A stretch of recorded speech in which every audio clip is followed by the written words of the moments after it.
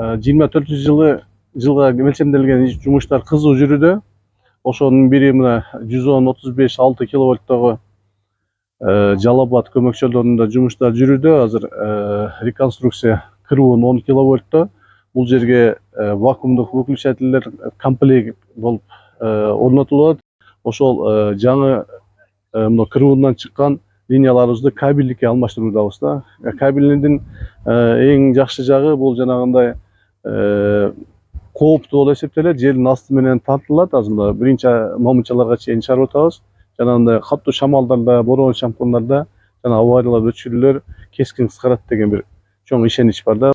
Мурун аба чубалгылары менен чыккан болчу, воздушный деп коебуз, выход.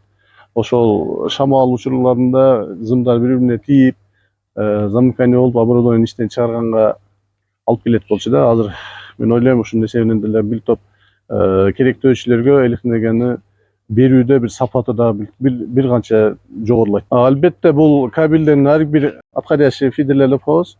Бул подстанциядан чыккан линиялардын нагрузкасына жараша өзүнүн расчет боюнча жасап атабыз. 240 сечениядан 150 сеченияга чейин сыйымдуулукта кабелдер ташталууда.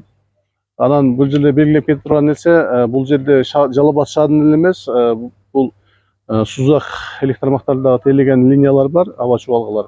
Бул ошол Ырыс айыл өкмөтүнүн Ылдык айылына чейин бара турган линияларыбыз бар да. Бул менен Сузак районунун жана Жалал Абад шаарынын керектөөчүлөрүн менен камсыз кыла турган аба чубалгылар болуп эсептелет да.